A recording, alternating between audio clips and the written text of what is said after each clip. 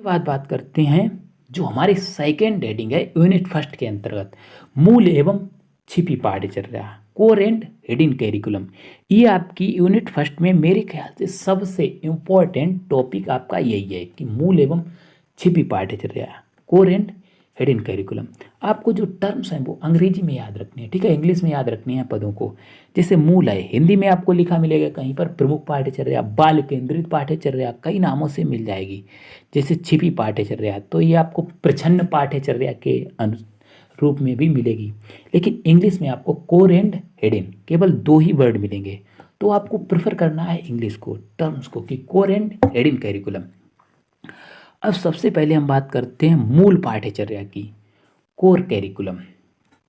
तो core curriculum में हम क्या कहते हैं कि वही बात है जो हमारी पाठ्यचर्या है, जो हमारी दैनिक जीवन में होती है, जो हमारी सामान्यता है, कॉलेज और यूनिवर्सिटी, जो भी विद्यालय और विश्वविद्यालय हैं, ठीक है, उनमें जो होती है सामान्यता, उसे हम क्या कहते हैं, कोर कैरिकुलम कहते हैं, मूल पाठ्यचर्या कहते हैं।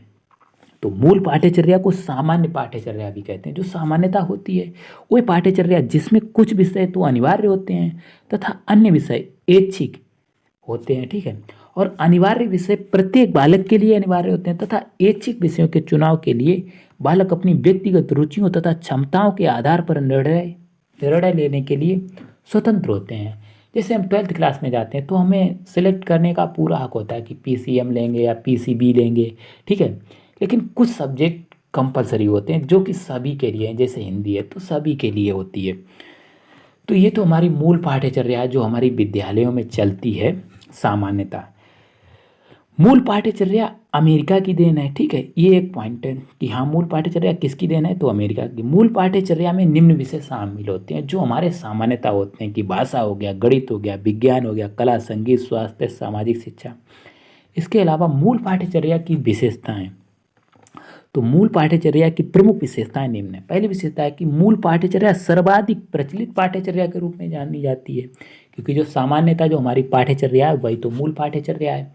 अब जब आप छिपी पाठ्यचर्या पढ़ेंगे तब आप समझेंगे कि यहाँ छिपी क्या है, ठीक है। तो इस पाठ्यचर्या के द्वारा ही बालक को विभिन्न विषयों का ज्ञान प्राप्त होता है। सेकेंड पॉइंट है कि इस पाठ्यचर्या के द्वारा ही बालक को विभिन्न विषयों का ज्ञान होता है। जो हमारी कॉलेजेज में कैरिकुलम होता है, जो हमारा पाठ्यक्रम होता है, उसी के द्वारा तो ये हमें सब पढ़ाया जाता है। तो सिंपल सी बात है, उसी के द्वारा ही ज्ञान प्राप्त होगा। और मनोवैज्ञानिक दृष्टिकोण पर आधारित होने के कारण इस पाठ्यचर्या को बाल केंद्रित पाठ्यचर्या भी कहते हैं, ठीक है, बाल केंद्रित पाठ्यक्रम भी कहते हैं, पाठ्यचर्या भी कहते हैं। अगली विशेषता क्या है, इस पाठ्यचर्या के द्वारा अध्ययन अध्यापन के साथ ही शिक्षक तथा शिक्षार्थी के मध्य अत्यंत संबंध जो है बहुत ही घनिष्ठ हो जाते हैं। आप किसी भी क्लास से निकल आए हैं तो आपके टीचर के साथ बहुत ही अच्छे रिश्ते हो जाते हैं। ऐसा नहीं है कि आप जैसे ही निकले आपको टीचर से कोई मतलब नहीं है, ठीक है, लेकिन टीचर ने आपको केवल और केवल पढ़ाने का कार्य किया, लेकिन फिर भी हम उनके साथ जुड़ जाते हैं अपने, ठीक है। अगली विशेषता क्या है कि इसमें समय चक्र लचीला होता है। लचीला से मतलब ये है कि जिसमें परिवर्तन किया जा सके। नेक्स्ट बात करते हैं छिपी पाठ्यचर्या की, हिडन कैरिकुलम। तो जो हमारी कोर कैरिकुलम, मूल पाठ्यचर्या के अलावा जो कुछ भी हम सीखते हैं वो सब आता है छिपी पाठ्यचर्या के अंतर्गत। हम विद्यालय में गए तो हमें शिक्षकों के साथ कैसा बिहेव करना चाहिए, ठीक है, बाहर हम किसी व्यक्ति के साथ कैसे बिहेव करते हैं, शिक्षक के साथ कैसे करते हैं, अपने सहयोगियों के साथ कैसे बिहेव करते हैं, ठीक है। तो ये हमारा सब आता है छिपी पाठ्यचर्या के अंतर्गत कि सहयोगी हैं उनके साथ सही से बिहेव करो, जो हमारे अध्यापक गण हैं, ठीक है, उनके साथ सम्मान से पेश आओ। तो ये सब हमारा है छिपी पाठ्यचर्या। ऐसा लिखा नहीं होता कि आपको अध्यापकों का सम्मान करना अनिवार्य है, तो इसे प्रच्छन्न पाठ्यचर्या भी कहते हैं। और छिपी पाठ्यचर्या से तात्पर्य उस पाठ्यचर्या से होता है जो विद्यालय को अनौपचारिक, ठीक है, अनौपचारिक रूप से, अलिखित रूप से अव्यक्त शिक्षा के विभिन्न दृष्टिकोणों से माध्यम की जाती है, जो व्यक्त नहीं की जाती। कहीं पर आपको बताया नहीं जाता है कि आपको ये करना ही है, लेकिन जो हमारी मूल पाठ्यचर्या होती है उसमें बताया जाता है कि आपको ये सब्जेक्ट पढ़ने ही पढ़ने हैं।